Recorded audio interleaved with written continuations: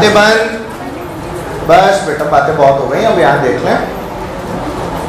Let's start with centre of mass. What is centre of मास, कैसे निकालना है, क्या करना है। आप ये मान के चलें कि इस चैप्टर से हमारे बहुत सारे नए कंसेप्ट इंट्रोड्यूस होंगे। हम लोग इस वाले चैप्टर के अंदर एक बहुत इंपॉर्टेंट चीज़ मतलब इंटीग्रेशन नाम का टॉपिक सीखें। आपको नॉर्मली इंटीग्रेट करनी तो आती ही है चीज़ें, है ना, बट अब आप इंटीग्रेशन करना थोड़ा सा अलग लेवल के ऊपर सीखेंगे। कैसे बॉडीज के अंदर एलिमेंट लिए जाते हैं, कैसे उनके सेंटर ऑफ मास को कैलकुलेट किया जाता है और सारी चीज़, ठीक है। यहाँ अगर आपको चीज़ें समझने आनी शुरू हो गई तो आपको रोटेशनल में कहीं कोई दिक्कत नहीं है, ठीक है। और अगर यहाँ आपको चीज़ें समझने में आनी शुरू हो गई तो आपको जब आप इलेक्ट्रो वगैरह पढ़ते हैं 12th के अंदर जाके तो भी आपको चीज़ों में कभी दिक्कत नहीं है। क्लियर है बात। देखो इस चैप्टर के अंदर सबसे पहले तो हम लोग बात करते हैं सेंटर ऑफ मास क्या है, क्यों है, कैसे है, क्यों ढूंढना पड़ता है, क्या होता है, होता कैसा है, कहाँ निकालते हैं, कहाँ नहीं निकालना होता है, कहाँ ज़रूरत होती है, ठीक है। उसके बाद में हम लोग इसकी पोजीशन निकालते हैं। क्या निकालते हैं? इसकी पोजीशन निकालने के बाद में हम लोग क्या करते हैं, अलग अलग तरह की बॉडीज से सेंटर ऑफ मास निकालते हैं, ठीक है। फॉर एग्जांपल स्क्वायर प्लेट हो गई, हेमीस्फीयर हो गया, ट्रायंगुलर प्लेट हो गई, रिंग हो गई, डिस्क हो गई, ठीक है। इन सब के सेंटर ऑफ मास निकालते हैं। ये सब निकालने के बाद हम लोग फिर सेंटर ऑफ मास की मोशन के बारे में बात करते हैं। सेंटर ऑफ मास मूव कर रहा है उसके बारे में बात करते हैं, ठीक है। और उसके मोशन के बाद में हम लोग बात करते हैं इम्पल्स की। किसकी बात करते हैं? इम्पल्स के बाद में हम लोग फिर किसकी बात करते हैं? कोलिजन की। किसकी बात करते हैं? कोलिजन यानी टक्कर, कोलिजन यानी, और ये सब बातें करने के बाद में चैप्टर को खत्म कर देते, ठीक है। ध्यान दीजिएगा, अच्छा चैप्टर, बहुत इंपॉर्टेंट चैप्टर, इसीलिए बोल रहा हूँ अच्छे से पढ़ना। एक भी क्लास मिस की ना पुराना सब खत्म हो जाएगा, पहले ही बता दूं। इसलिए डोंट मिस एनी क्लास इस चैप्टर में और इसके अगले में भी। ये समझ लो कि 1-2 महीने लगातार आना है, इन क्लासेस को मिस नहीं करना। एक क्लास छूटी सब साफ हो जाएगा और मेरे पास उठ के मत आना, ये पहले ही और बता दूं। तो इसलिए क्लास किसी भी वेग रीजन के लिए मिस नहीं करनी, ठीक है। और इस चैप्टर को तरीके से पढ़ना है, ठीक। तो बताइए इसको शॉर्ट में क्या बोलेंगे? सीएम। क्या बोलेंगे? तो किसी भी स्टेट में हम लोग क्या सर्च करते हैं? इसी तरह से किसी भी बॉडी में भी क्या सर्च करते हैं? सेंटर ऑफ मास। क्या सर्च करते हैं? सेंटर ऑफ मास। तो जैसे चीफ मिनिस्टर वैसे ही हमारा सेंटर ऑफ मास। कंट्री में क्या सेलेक्ट करते हैं? पीएम। स्टेट में क्या करते हैं? सीएम। उतना भी इंपॉर्टेंट नहीं है पर थोड़ा इंपॉर्टेंट है ना। और इसीलिए ये सीएम होता है, सेंटर ऑफ मास। कई बार क्या होता है ना, बहुत अलग अलग तरह की बॉडीज होती हैं जो हम लोग देखते हैं, तो उन बॉडीज में हर पार्ट जो है ना वो अलग अलग डायरेक्शन के अंदर मूव कर रहा होता है, अलग अलग तरह की पाथ ले रहा होता है, ठीक है। हमें ये देखना होता है कि ईजीएस्ट पाथ कौन सा पार्टिकल ले रहा है। हमें क्या देखना है? ईजीएस्ट पाथ कौन सा पार्टिकल ले रहा है। फॉर एग्जाम्पल अगर मैं बात करूं, एक बॉटल पकड़ाना बेटा, कोई बहुत ही बढ़िया सुंदर पीले रंग की बॉटल, येलो येलो। इस बॉटल को मान लो अपन ऐसे उछालते हैं, पानी गिरता है इसमें से?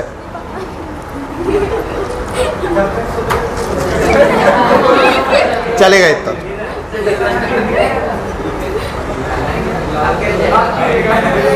अरे कोई बात नहीं ना, पानी ही तो है यार, एसिड थोड़ी है। ऐसे करने लग, पानी हो, पानी गिर, पानी मान, चलो यार। मान ले इस बॉटल से अपन ऐसे ऐसे खेल रहे हैं, इसके मोशन को एनालाइज करना बहुत आसान है कि नहीं? ये देख, अगर मैं बोलूं कि इस वाली बॉटल के हर पार्टिकल को देख, मान ले यहाँ एक पार्टिकल, यहाँ एक पार्टिकल, यहाँ एक, यहाँ एक, यहाँ एक, यहाँ एक, और इसको ऐसे भेज, देख पा रहे हो? सारे पार्टिकल्स ऐसे ऐसे ही तो जा रहे हैं, जा रहे हैं कि नहीं?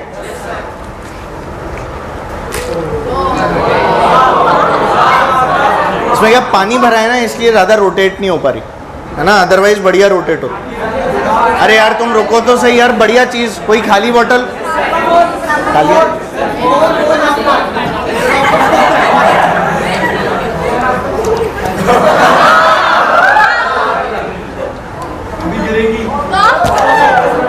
ध्यान यार, तुम ध्यान दो। अरे मेरी चिंता मत कर, मैं ठीक हूँ। सुनो,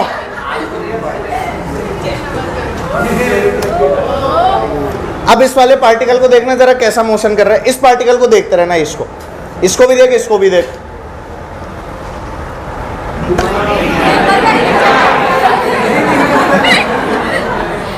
एनालाइज कर सकता है?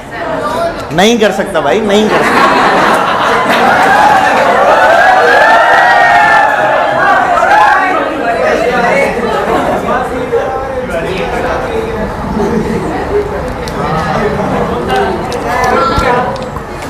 बेसिकली मतलब पागलों टाइप मोशन कर रहा है। उसकी इक्वेशन लिखना हमारे बस में नहीं है, डाउट माता लिख के देगा हमें, है ना। अब सुनिए, इसलिए हम लोगों ने क्या किया, इस बॉटल का सेंटर ऑफ मास मार्क कर लिया। क्या मार्क कर लिया? मान लेते हैं वो यहां है, इमेजिन कर यहां है, इमेजिन कर यहां है, सीधा ऊपर सीधा नीचे है। ये रहा सेंटर ऑफ मास वाला पोर्शन, दिख गया? ये वाली जो लाइन है ना बेटा, ये वाली जब ये ऐसे ऐसे रोटेट करके ऊपर जा रही है, देख स्ट्रेट लाइन जा रही है और स्ट्रेट लाइन आ रही है, इन सब के मोशन अजीब अजीब है, देख बोल है कि नहीं। पर ये जो पार्टिकल है अगर इसको देखेगा तो क्या बेटा सीधा ऊपर जा रहा है और सीधा क्या आ रहा है, फील आती है? सेंटर ऑफ मास की खास बात, सेंटर ऑफ मास की, it takes the easiest path, it takes the, किसी भी बॉडी का अगर कोई मोशन होगा ना तो उसके अंदर centre of mass will take the easiest path, will take the, बाकी पार्ट्स ऑफ द बॉडी जो है ना दे आर टेकिंग ऐसे ऐसे path which I can't imagine, which I can't write the, मतलब which I can't write the equation to.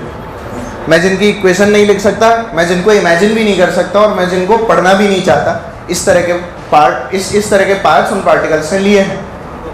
वही centre of मास कैसा part ले रहा है, सीधा गया उल्टा गया। अब सोच मैं इसी बॉटल को ऐसे फेंकता घुमा घुमा के, तो सेंटर ऑफ मास पैराबोला लेता, सेंटर ऑफ मास क्या लेता, जाता ना ऐसा, पर बाकी के पार्ट्स ऐसे ऐसे।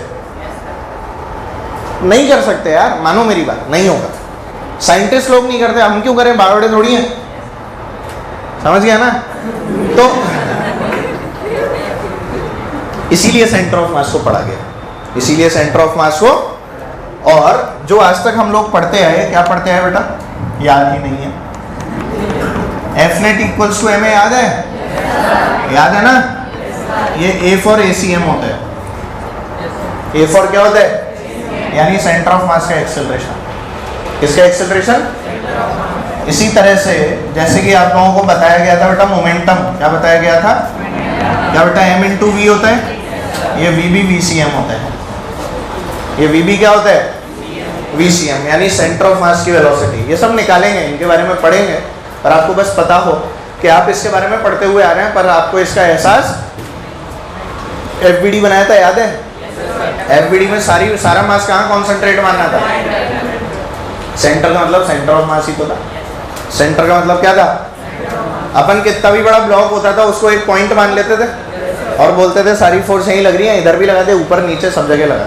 मैंने क्या बोला था, पॉइंट ऑफ कांटेक्ट से कोई लेना देना, point of contact of force, याद आ रहा है, पॉइंट ऑफ कांटेक्ट। नहीं तो अलग अलग पॉइंट ऑफ कांटेक्ट पे क्या बेटा अलग अलग तरह से ब्लॉक चलता है। मैंने बताया भी था, बॉटल पे नीचे फोर्स लगाएं, ऊपर फोर्स लगाएं, नीचे लगाते हैं तो सीधी चलती है, ऊपर लगाते हैं तो पलटी मार जाती है। बात हुई थी, bottle they,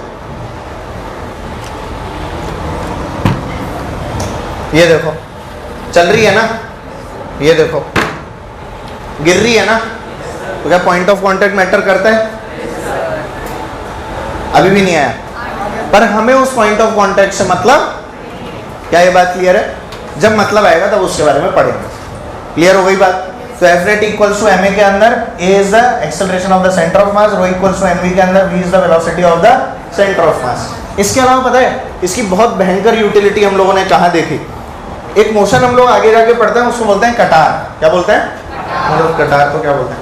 combined translational and rotational, short बोल रहा हूँ। क्या बोलते हैं बेटा? कंबाइंड ट्रांसलेशनल एंड, इसको कटार बोल दिया गया है। क्या बोल दिया गया है? Combined translation and rotational motion मतलब एक ऐसा मोशन जिसके अंदर एक व्हील है। क्या है बेटा? जैसे गाड़ी का टायर है, क्या बेटा रोटेट भी करता है? तो अपनी जगह रोटेट करता रहता है, आगे भी बढ़ता है। वेरी गुड, अपनी जगह करता तो गाड़ी आगे जाती क्या? नहीं। गुड, आप लोगों को एहसास है इस बात का, ये जान के बहुत खुशी हुई। ध्यान दीजिए, ये उस टायर की अलग अलग पोजीशंस बना रहा हूँ बेटा।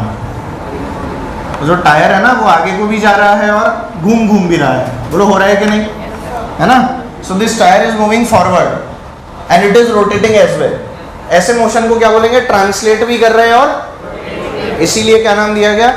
कंबाइंड ट्रांसलेशनल एंड शॉर्ट में कटार, शॉर्ट में। अब इसके ऊपर एक पॉइंट कंसिडर कर लेते हैं। Let's consider a point A, और इस ए पॉइंट को ग्राउंड से चेक करते हैं। पता अगले सेकंड ये वाला पॉइंट क्या यहाँ दिखा, क्या फिर यहाँ दिखा, क्या फिर यहाँ दिखा? अरे बोलो, क्या फिर यहाँ दिखा, क्या फिर यहाँ दिखा, क्या फिर यहाँ दिखा? इसकी पाथ ज्वाइन की मैंने, देख पा रहे हैं कैसी पाथ है? दिखती पैराबोला है नहीं। It just looks like a parabola, it is actually a cycloidal path. कैसी बात है? साइक्लॉइडल पाथ है भाई साहब, जिसकी इक्वेशन लिखना आपके बस में नहीं। ठीक है, जमीन से देखने पे दिखता पैराबोला है, पर है नहीं वो पैराबोला। जब इक्वेशन लिखता है ना इसकी, तो it comes out to be a cycloid. किसकी इक्वेशन आती है? तो it is very tough to write such an equation. और इसीलिए हम लोग पता है क्या करते हैं? हम बोलते हैं एक काम करते हैं, टायर तो बना ही रहे हो, इसके सेंटर पे बिठा दो, इसके सेंटर पे बिठा दो। अब सोचो, इसी वाले पॉइंट को देखना है, ए पॉइंट यहाँ था ना बेटा। अब ये तो आगे जा रहे हैं और ऐसे ऐसे ओमेगा से भी घूम रहे हैं। बोलो हाँ या ना? आगे भी बढ़ रहा है और ओमेगा से घूम भी रहा है। टायर के साथ यही होता है ना। तो अब इस पॉइंट को अगर मैं देखूं यहाँ बैठ के, तो मेरे लिए तो रेस्ट पे आ गया ना। मेरे लिए किस पे आ गया? Because this tyre is at rest with respect to me. क्या ये वाला पॉइंट अगले सेकंड यहाँ दिखेगा? क्या फिर यहाँ दिखेगा? क्या फिर यहाँ दिखेगा? क्या सर्कुलर करेगा? मैं कहाँ बैठा था टायर के? सेंटर ऑफ मास पे। मैं कहाँ बैठा था टायर के? मतलब सेंटर ऑफ मास का जो फ्रेम है वो भी बहुत फायदे का है, वो भी बहुत। जैसे ही सेंटर ऑफ मास पे बैठे तो प्योर सर्कुलर करने लगा, और जब जमीन से बैठ के देख रहे थे तो क्या कर रहा था? साइक्लॉइड पाथ ले रहा था। साइक्लॉइड हमारे बस का, ये तो हमारे बस का है। अरे बोलो भाई, तो ये सब फायदा है किसका? सेंटर ऑफ मास। किसका फायदा है? सेंटर ऑफ मास। क्या इतनी बातें समझ में आती हैं? और इसीलिए हम लोग किसी भी बॉडी के सेंटर ऑफ मास को कैलकुलेट करते हैं। तो आइए देखते हैं किस तरह से कैलकुलेट करते हैं। तो let's see centre of mass of a particle.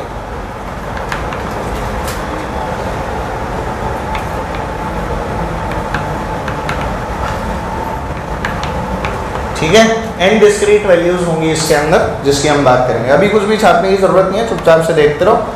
जो भी चीज़ें बनती जा रही हैं उनको बनाते रहना, पर मेरे बोलने के बाद। अभी चुपचाप से देखो, ठीक है?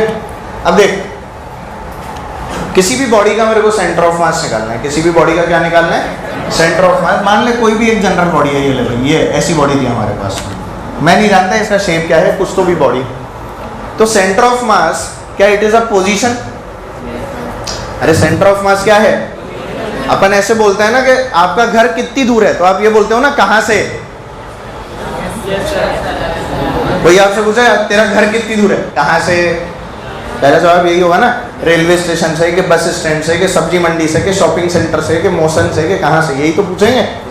अब वो जो कहाँ से वाली बात है, मतलब you are looking for origin, you are looking for. तो किसी भी बॉडी का सेंटर ऑफ मास बताने से पहले क्या हमें एक ओरिजिन डिफाइन करना पड़ेगा? वेरी गुड, एक्स और वाई एक्सिस। एक्स और ये जो बॉडी है ना, इस बॉडी को मैंने मान लेता है कि n टुकड़ों के अंदर तोड़ रखा है। यहाँ मान लेते हैं m1 है, यहाँ मान लिया मैंने m2 है, यहाँ मान लिया मैंने m3 है, यहाँ मान लिया मैंने m4 है, and so on up to n। तो इस m1 की लोकेशन क्या है? क्या ये इसका पोजीशन वेक्टर हो गया बेटा r1? ये आपके m2 का पोजीशन वेक्टर हो गया r2? ये क्या हो गया r3? ये क्या हो गया बेटा r4? बोलो हुआ कि नहीं? यार पोजीशन डिफाइन करने के लिए ओरिजिन चाहिए, यस और नो? चाहिए ना? मैंने पोजीशंस मार्क कर। ऐसी कितनी पोजीशंस हैं? n तक। कितनी पोजीशंस हैं? n तक की पोजीशंस। ठीक है, तो जो सेंटर ऑफ मास को डिफाइन किया गया वो कैसे किया? ऐसे लिखा RCM। क्या लिखा गया? Is equal to m1r1 plus m2r2 plus up to mn upon m1 plus m2 plus up to mn। Basically क्या पूरी बॉडी का मास? भाई डिवाइड किससे कर रहे हैं? पूरी बॉडी के मास से। क्या इतनी बातें समझ में आई हैं सबको? 100%। इसे प्यार से लिखने का कोई तरीका आता है क्या तुम्हें? सिग्मा विग्मा वाला आता है? सिग्मा वाला तरीका बोलो कैसे लिखूंगा? RCM इज इक्वल टू, बोलो, सिग्मा MI आ रहा है क्या बेटा? I इक्वल्स टू 1 से लेके n तक और divided by sigma MI, I equals to 1 से n। भी समझ में आया है? किसी भी बॉडी का सेंटर ऑफ मास देने का तरीका यही है। इतनी बातें क्लियर हो गई सब लोगों को? अब मान लो यही सेंटर ऑफ मास बोले x में, अब मान लो कोई बॉडी x एक्सिस पे पड़ी है तो उसमें y और z दोनों क्या आते होंगे? y और z क्या आते होंगे? y में पड़ी है तो x और z 0 हो जाएंगे और z में पड़ी है तो, अब मान लो x और y दोनों में है तो y और z में है तो, ये बात समझ पा रहे हो? पक्का है ना? तो इस तरह से हम लोग सेंटर ऑफ मास की लोकेशन डिफाइन करते हैं एक्सिस के हिसाब से। किसके हिसाब से? एक्सिस के हिसाब से। तो बोलो अगर एक्सिस के हिसाब से करना है तो क्या XCM अलग डिफाइन करूंगा, YCM अलग और ZCM अलग। तो जब XCM लिखूंगा तो बोलो क्या लिखूंगा? XCM बताइए, m1 x1 plus up to mn upon m1 plus m2 up to mn। बोलो सही है? समझ ही नहीं आया क्या बेटा? शॉर्ट में इसको sigma MI XI upon sigma MI लिख सकता हूँ। और लिमिट्स लगाते रहना, उसकी कोई दिक्कत नहीं है, ठीक है? लिमिट्स तो हम लोग मजे से लगा ही सकते हैं, ठीक है? YCM बोल ही नहीं रहे, सिग्मा MI YI अपॉन क्या बेटा? सिग्मा MI और ZCM sigma MI ZI upon sigma MI। क्या आपको कुछ भी समझ में नहीं आया? क्या आपके तोते उड़ चुके हैं? क्या अपनी जगह बैठे हैं? Very good. XCM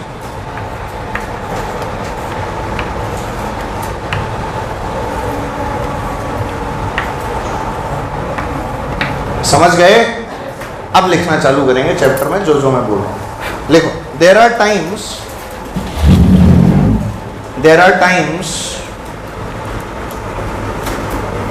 when motion of all parts of a body there are times when motion of all parts of a body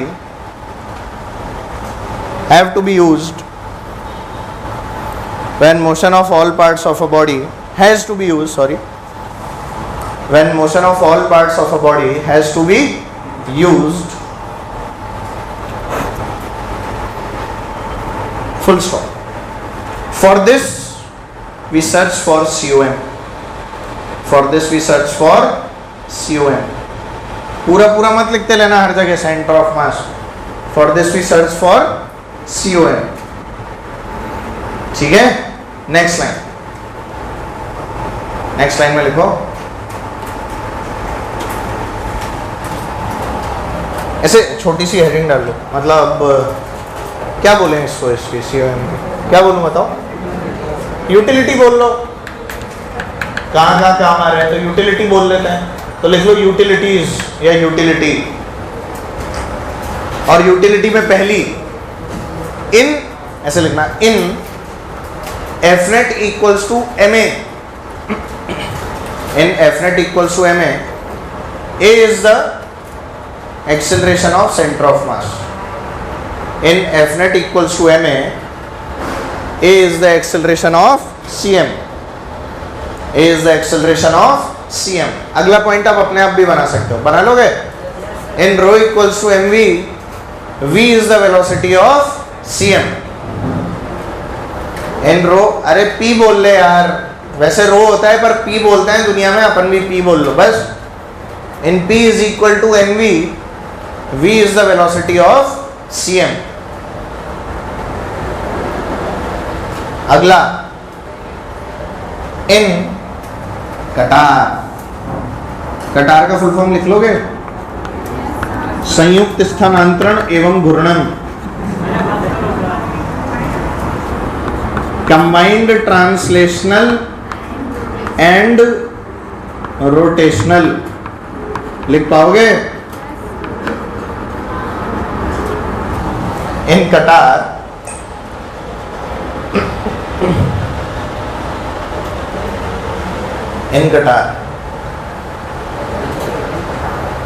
इन कटार आगे लिखो फ्रॉम ग्राउंड फ्रेम, इन कटार from ground frame the path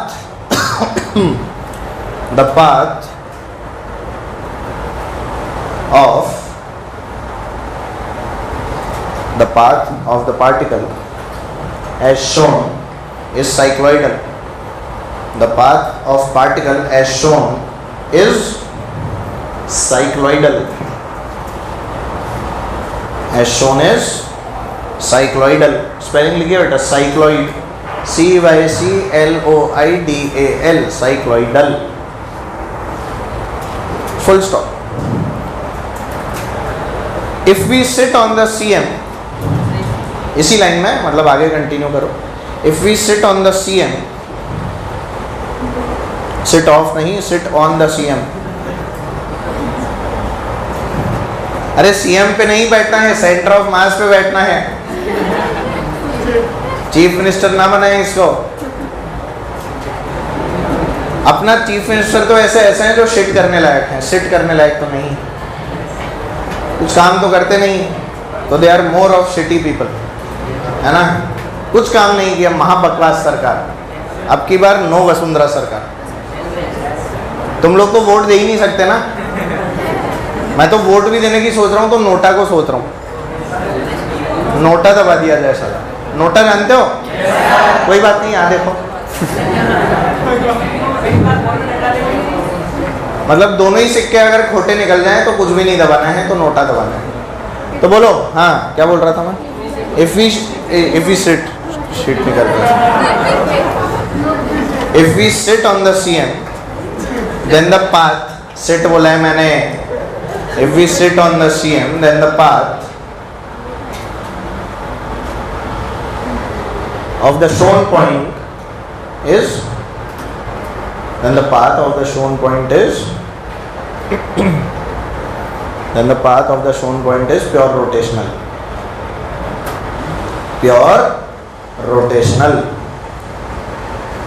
पूर्ण घूर्णन गति, ठीक है. प्योर रोटेशनल लिखा बेटा, वेरी नाइस. अब ये डायग्राम बना लो, टिंग टिंग. प्योर रोटेशन और ये साइक्लोइड. ये कौन सा फ्रेम है बेटा? Ground frame. ये कौन सा फ्रेम है? C frame. एक G फ्रेम, एक C फ्रेम.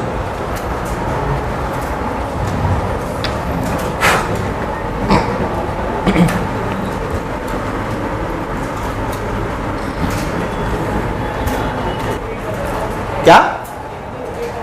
कहाँ रोटेट कर रहा है? यही तो है सेंटर ऑफ मास. ये तो यही फिक्स है, ऐसे ही तो जा रहा है सीधा.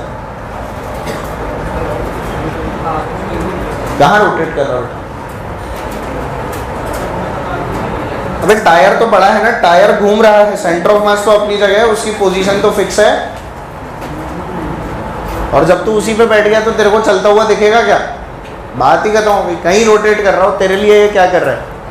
Pure rotation. ठीक है, डायग्राम बना लिया बेटा, very good.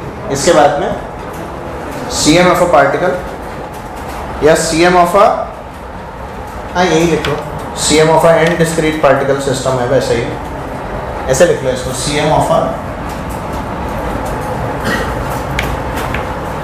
System of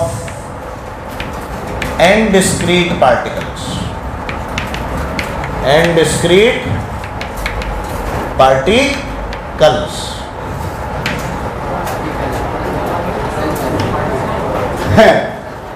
in your dreams.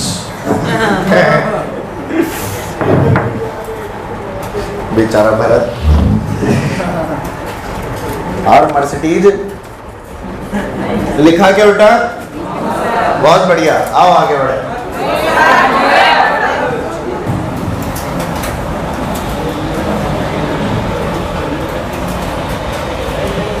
लिखाऊं? लिख दो भाई। बहुत टाइम लगा रहे हो इसमें, ऐसा क्या लिख दिया मैंने? इतना तो मैंने लिखा ही नहीं है, इतना तुम लोग लिख रहे हो। मुझे तो यही समझ नहीं आ रहा क्या क्या लिख रहे हो। मैंने जो बोर्ड पे लिखा उससे ज्यादा तुम लिख रहे हो, है ना? चुपचाप से छापो, आधा मिनट और है। हाँ और बोल रहे हैं। हाँ, centre of mass of system of and district particles. अभी जो हम लोगों ने सीखा उसके अंदर हमने किसी भी बॉडी के अंदर जो सेंटर ऑफ मास है उसकी पोजीशन निकालनी सीखी। क्या निकालनी सीखी उसकी? अब सुनो, अगर इस पोजीशन को कोई बोले कि वेक्टर फॉर्म में लिख के दिखाओ, किसमें लिख के दिखाओ, तो वेक्टर फॉर्म क्या हो जाएगा बोलो? XCM I cap plus YCM J cap plus ZCM। अरे बोलो भाई, ऐसी 3D बॉडीज भी तो होती हैं यार। बातें क्यों कर चालू हो गई? कैसी बॉडी है बेटा ये? तो 3D बॉडीज के अंदर तो I cap, J cap, K cap तीनों में आ सकता है ना सेंटर ऑफ मास। तो ये किसी ऐसी बॉडी का सेंटर ऑफ मास है जो X, Y, Z तीनों के अंदर मौजूद है। अब मान ले X और Y में है तो ये खत्म हो जाएगा, Y, Z में है तो ये खत्म हो जाएगा, X, Z में है तो ये खत्म हो जाएगा। क्या ये बातें क्लियर है? तो जैसी भी बॉडी होगी उसके हिसाब से उसका हम लोग क्या कैलकुलेट कर लेंगे? सेंटर ऑफ मास। क्या इतनी बातें सबको समझ आती हैं? Very good. अब देखो, सेंटर ऑफ मास निकालने के लिए हम लोगों ने सबसे पहले ऐसी बॉडीज ली जो कि बहुत इजी टू हैंडल थी। इजी टू हैंडल सबसे बड़ा सिस्टम जो होता है वो होता है टू बॉडी सिस्टम। क्या होता है वो? तो सबसे पहले हम CM किसका निकालेंगे? टू पार्टिकल सिस्टम का। किसका CM निकालने वाले बेटा? Two particle system. ध्यान दीजिए किस तरह से कैलकुलेशन करनी है और क्या करना है। हमारे पास में दो अलग अलग मासेस दिए रहेंगे हमें, दो अलग अलग मासेस हैं मस्त एकदम, और वो जो दोनों मासेस हैं उनका हमें सेंटर ऑफ मास निकालना है, वो कहाँ पर है। ठीक है, ध्यान दो। मान ले एक मास ये रहा और दूसरा मास ये रहा। इसकी वैल्यू क्या मान लेते हैं? M1। इसकी क्या मान लेते हैं? M2। और इन दोनों के बीच में डिस्टेंस क्या मान ली बेटा? R। क्या मान ली? डिस्टेंस। कोई दिक्कत इसमें? यहाँ तक की कहानी क्लियर है? यहाँ ध्यान दीजिए, यहाँ तक की कहानी क्लियर है? ठीक है। इस कहानी को देखने के बाद मेरे मन में ख्याल आया कि यार सेंटर ऑफ मास तो पोजीशन होती है। सेंटर ऑफ मास क्या होती है? तो सेंटर ऑफ मास अगर कोई पोजीशन है तो क्या एक ओरिजिन मानना पड़ेगा? क्या मानना पड़ेगा? अब या तो मैं ओरिजिन यहाँ मान लूँ, या ओरिजिन यहाँ मान लूँ, या ओरिजिन यहाँ मान लूँ, यहाँ मान लूँ, यहाँ मान लूँ। बोलो कहीं भी मान सकता हूँ, है ना? तो मैंने बोला सबसे बढ़िया ओरिजिन है किसी बॉडी को ये सेंटर ऑफ मास मान लेना। ये X और ये Y। मैंने तो ये कहा कि हमारा जो M1 मास है ना वही ओरिजिन पे रखा हुआ है। यही कहाँ रखा हुआ है? तो इसी पॉइंट को हम लोगों ने क्या मार्क कर लिया? 0,0। दिस पॉइंट इज 0,0 यानी ओरिजिन, जहां पर क्या रखा हुआ था? M1 मास। क्या रखा था? अब हम लोग क्या ये बात देख सकते हैं कि पार्टिकल X एक्सिस पे रखा है, Y एक्सिस पे तो कुछ भी नहीं है। तो बोलो अगर मैं इस सिस्टम का सेंटर ऑफ मास लिखने की कोशिश करूं तो सेंटर ऑफ मास का कोऑर्डिनेट कैसे लिखा जाता है? RCM is equal to M1R1 plus, भाई दो पार्टिकल्स है ना, अपॉन M1 प्लस, बोलो है M1 की वैल्यू क्या है? M1 बोल ही नहीं रहे। अरे M1 की वैल्यू क्या है? मान ले सेंटर ऑफ मास कहीं यहाँ आ जाएगा, मान ले, मेरे को पता थोड़ी है। Let's call it C, let's call it. तो M1R1, M1 what is R1? 0। अरे M1 की लोकेशन क्या है ओरिजिन से? 0 पे है ना? समझ ही नहीं आया। M1 जो है वो ओरिजिन से कितनी दूरी पर रखा है? 0 पे रखा है ना, खुद ही ओरिजिन है। तो बोल जब RCM लिखूंगा तो क्या वो असली में XCM होगा? वो क्या होगा?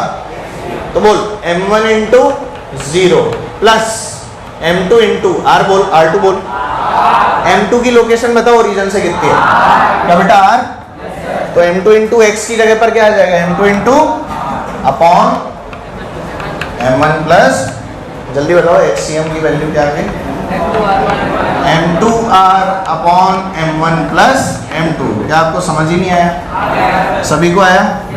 आपका आंसर आ चुका है। Position of the centre of mass ही तो निकालनी थी, निकाल दिया आपने XCM m2r upon m1 plus m। That's it. समझ पा रहे हो? ये सिस्टम का सेंटर ऑफ मास है। किसका सेंटर ऑफ मास है? सिस्टम का। मान ले अगर मैं इस m1 से ये डिस्टेंस को r1 बोलूं और यहाँ से डिस्टेंस को क्या बोलूं? अब मैंने r1 निकाली है या r2? r1 या r2? अरे m1 से निकाला है या m2 से? m1 से निकाला है ना, तो इसको xcm की जगह क्या बेटा r1 भी बोल सकता हूँ। यहाँ पर क्या लिखा है अपने पास? r1। क्या निकाला मैंने? अब अगर कोई बोले r2 निकालो, क्या निकालो? क्या r में से r1 घटा दूं? नहीं, ये सही तो है। अगर मैं r में से r1 घटा दूंगा तो क्या मेरे को r2 मिल जाएगा? तो r2 की वैल्यू कैसे निकल जाएगी बेटा बोलो? r2 is equal to r minus, बोलो कितना आ गया? r minus m2r upon m1 plus m2। बोलिए क्या आ जाएगा? m1r plus m2r minus m2r upon m1 plus, ध्यान से देखो, अरे plus m2r minus m2r cut गए, तो ध्यान से देखिए r2 कितना आ गया? m1r upon m1 plus. Final answer. अभी भी समझ में नहीं आया? सबको आया? अब या तो आप यहां से निकाल लो r2, या तो आप यहां से निकाल लो r माइनस r1 करके, या फिर क्या आप इसको ओरिजिन मान के भी निकाल सकते हैं? सोचा ही नहीं किसी ने। मान ले मैं इसको ओरिजिन मानता तो क्या m2 इंटू 0 लिखता और m1 इंटू r लिखता? देख लो, m2 इंटू 0 और m1 इंटू लिखता कि नहीं? Upon m1 plus m2। क्या बेटा यही आता? देख ले डायरेक्ट। समझ ही नहीं आया? आप चाहो तो ऐसे याद भी कर सकते हो, कोई दिक्कत नहीं है, पर क्या तरीका आना चाहिए याद करने का। वैसे कोई बहुत ज़्यादा फायदा नहीं होता, हमें क्या आना चाहिए? तरीका। अगर तरीका आता है तो कैसा भी सिस्टम दिया हो उसका सेंटर ऑफ मास निकालना हमारे लिए इट्स अ चाइल्ड्स प्ले। कैसा है? बच्चे के खेलने जैसा है सेंटर ऑफ मास निकालना, कोई बहुत बड़ी बात नहीं है। क्या ये बातें समझ में आई हैं सभी लोगों को? अच्छा एक और चीज़ बताओ, अगर इस क्वेश्चन, अगर इसी वाले पार्ट पे मैं m1 और m2 की वैल्यू को बराबर ले लूँ, m1 m2 की वैल्यू क्या ले लूँ? बराबर। Let's say m1 equals to m2 हमें गिवन है, स्पेशल केस बना रहा हूँ। क्या बना रहा हूँ बेटा? m1 इक्वल्स टू मान ले m के बराबर। किसके बराबर? इन दैट केस r1 क्या आ जाएगा? जल्दी बताओ। क्या बेटा? m क्या नीचे 2m और ऊपर m, क्या r/2? सॉल्व करके दिखाऊं क्या? तो r1 की वैल्यू क्या आ गई? बोलो आया कि नहीं? क्या बेटा सेम वैल्यू r2 की भी होगी? Very good. r1 r2 दोनों क्या हो गए? मतलब अगर सेम मासेज रखे हुए हैं तो उनका सेंटर ऑफ मास कहाँ होगा? सेंटर में। सेंटर ऑफ मास कहाँ होगा? उन दोनों के सेंटर में। क्या ये वाली बात क्लियर है? एक और बात आप लोग बताइए, क्या सेंटर ऑफ मास जो है ऐसे पार्टिकल्स का अगर दो ही हैं, अगर कितने मासेज हैं, तो क्या उनकी लाइन जॉइनिंग पे लाई कर रहा होगा? भाई m1 इधर रखा है, m2 इधर रखा है, क्या इस लाइन पे होगा? m1 इधर, m1 इधर, क्या इस लाइन पे? m1 इधर, m2 इधर, क्या इस लाइन पे? m1 इधर, m2 इधर, क्या इस लाइन पे? तो लाइन जॉइनिंग पे ही हमेशा सेंटर ऑफ मास लाई करता है दो पार्टिकल्स के लिए। किसके लिए? तो एक और पॉइंट में क्या लिख सकता हूँ? Cm of a two particle system, Cm of a two particle system lies on the line joining the two particles। समझ ही नहीं आया? lies on the line joining the two particles। यार कुछ तो समझ पा रहे होंगे? पक्का समझ में आ गया? Very good. और सुनिए, ध्यान दो, एक चीज बता, अगर मैं m1 m2 को कंपेयर करूं और मान लो m1 जो है it is greater than m2, मान लो क्या ले लिया मैंने? m1 is greater than m2, तो सेंटर ऑफ मास किसके पास आएगा? यहां से देख, m1 is greater than m2, m1 is greater than, देख नीचे की क्वांटिटी तो सेम है, नीचे की क्वांटिटी क्या है? m1 जो है वो m2 से बड़ा हो गया, तो ऊपर की जो क्वांटिटी है क्या वो भी बड़ी हो गई? R2 बड़ा है R1? R2 बड़ा। कौन बड़ा? R2 बड़ा, मतलब यहां से ये वाली डिस्टेंस ज्यादा। R1 इक्वल्स टू R2 तो नहीं है, क्योंकि मासेज अलग है। अगर बराबर नहीं है तो एक ज्यादा है ना, कौन ज्यादा है, R2 या R1? R2 ज्यादा। R2 ज्यादा मतलब सेंटर ऑफ मास M1 के पास या M2 के पास? Very good, centre of mass M1 के पास, मतलब centre of lies near the heavier particle. Centre of mass lies near the, जो मास बड़ा होगा सेंटर ऑफ मास भी उसी के पास होगा। तो क्या मैं बोल सकता हूं, ध्यान दीजिएगा, M is inversely proportional to R। ओहो, ये क्या बोल दिया sir? Where R is the distance of centre of mass, R is the distance of from the given mass. क्या ये वाली बातें क्लियर है? और अगर M is inversely proportional to R, मतलब क्या बेटा, M into R is equal to constant. बोलो भाई, क्या इसको हम लोग प्यार से ऐसे लिख सकते हैं, M1 R1 is equal to M2 R2? बोलते और नहीं हो, ये बात समझ में आई? इसको बोलते हैं बेटा मास मोमेंट लॉ। क्या बोलते हैं इसको? मास मोमेंट। किसी भी चीज का R के साथ में प्रोडक्ट जो होता है ना, वो उसका मोमेंट होता है। उसका क्या होता है? जैसे फोर्स को R के साथ में जब रखते हैं हम लोग, तो वो फोर्स का मोमेंट होता है, जिसे हम लोग टॉर्क के नाम से पढ़ेंगे। किसके नाम से पढ़ेंगे? टॉर्क। ऐसे ही मास को R के साथ में जब प्रोडक्ट लेते हैं तो वो किसका मोमेंट होता है? मास का मोमेंट। तो हम बोलते हैं मास मोमेंट्स आर कांस्टेंट। क्या बोलते हैं हम? मास मोमेंट्स आर कांस्टेंट। क्या ये वाली बात समझ में आ रही है? मास मोमेंट की वैल्यू क्या हो गई? Constant. mx is a constant, यानी m1 x1 equals to m2 x2। तो यहाँ क्या बोल सकता हूँ, m1 r1 equals to m2 r2। क्या ये वाली बात समझ में आती है सभी लोगों को?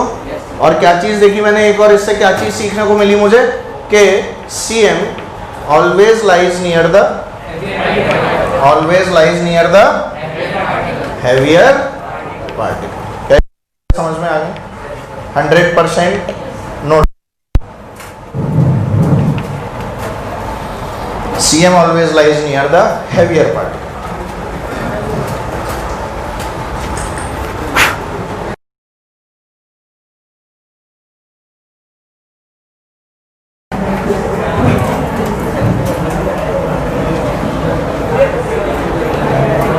याद देखो बच्चों please,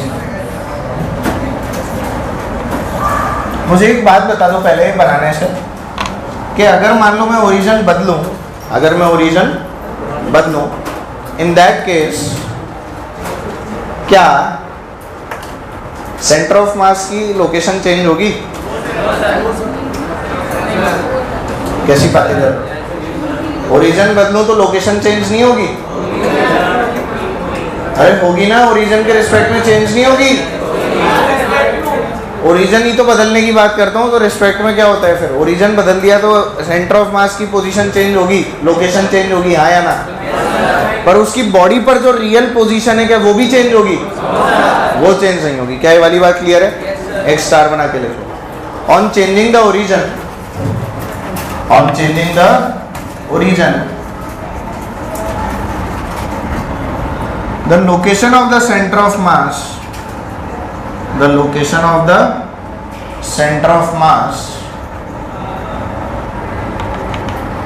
changes, the location of the center of mass changes while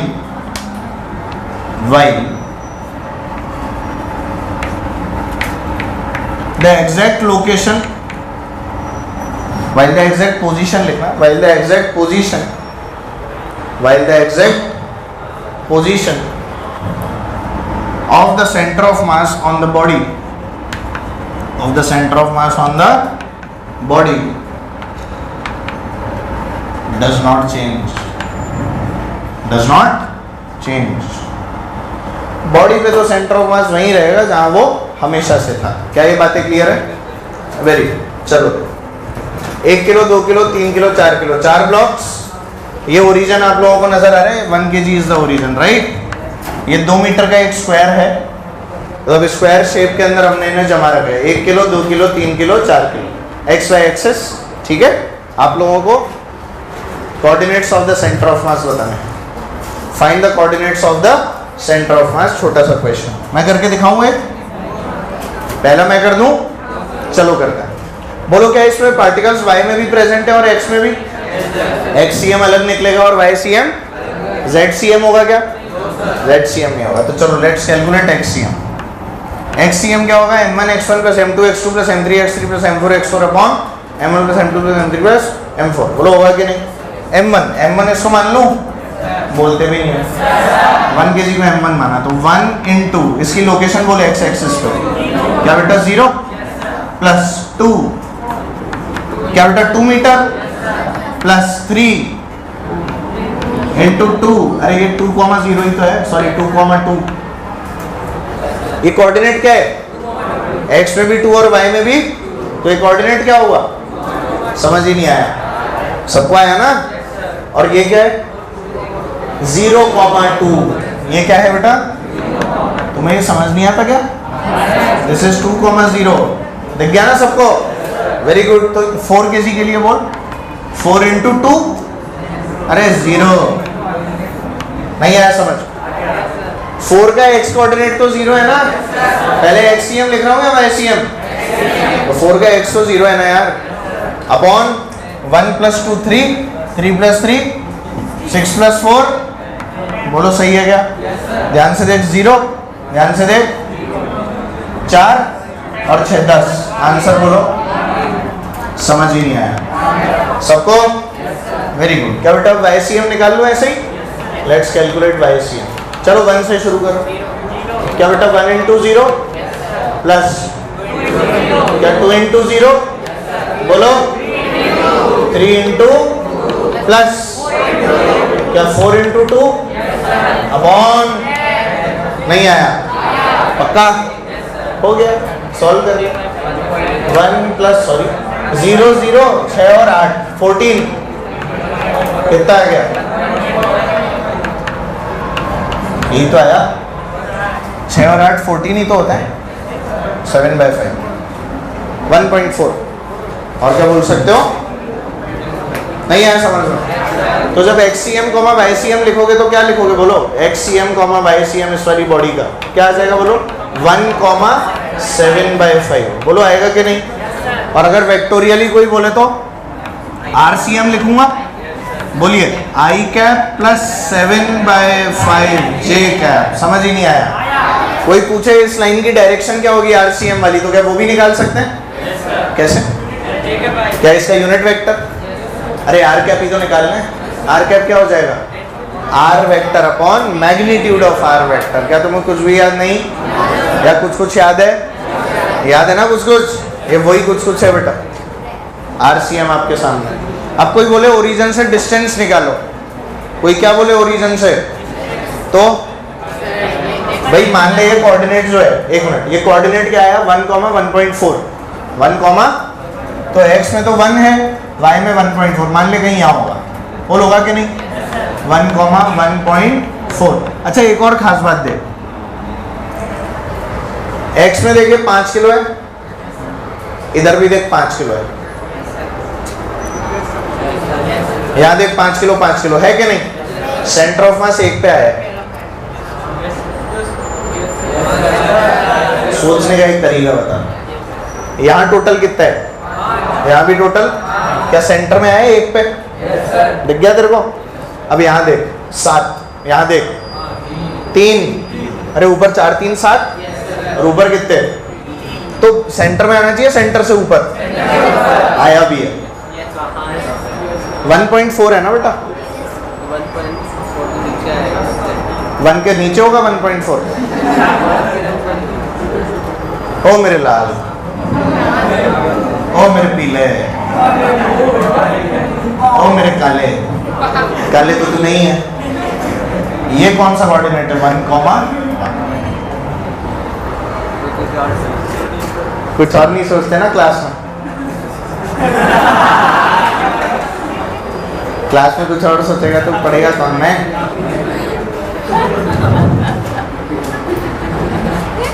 one comma one, समझ गया, y में ऊपर शिफ्टेड आना चाहिए था ना, ज्यादा मास है तो 1.4 पे आ गया, दिखा सबको, ये काम है, ठीक है। अब मैं बात कर रहा था डिस्टेंस कैसे निकालेंगे, डिस्टेंस का मतलब क्या है बेटा, ये वाली डिस्टेंस, ये कैसे निकालूं यहाँ तक की, distance formula, √x² + y², distance formula, भाई साहब, बोलो क्या आएगा,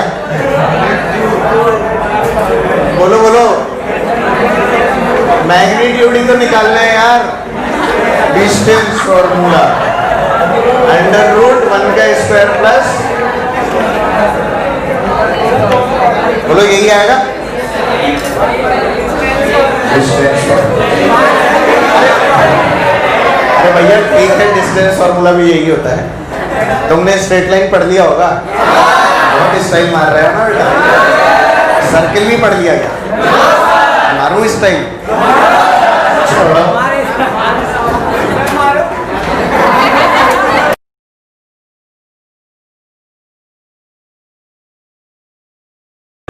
आवाज चले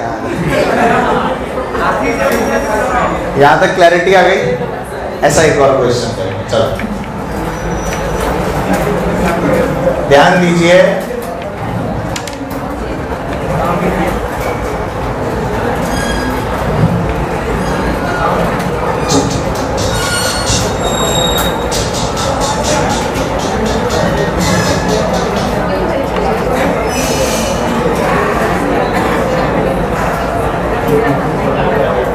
यार इस वाले मास को ओरिजिन मान रहा हूं, ठीक है, ये y हो गया, ये क्या हो गया बेटा x, ध्यान दीजिए।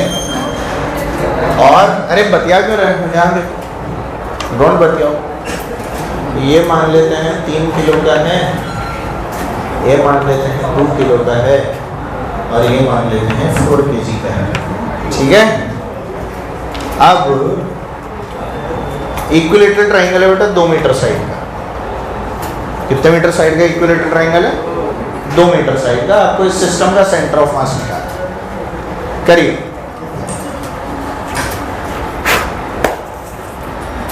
Centre of mass of this system,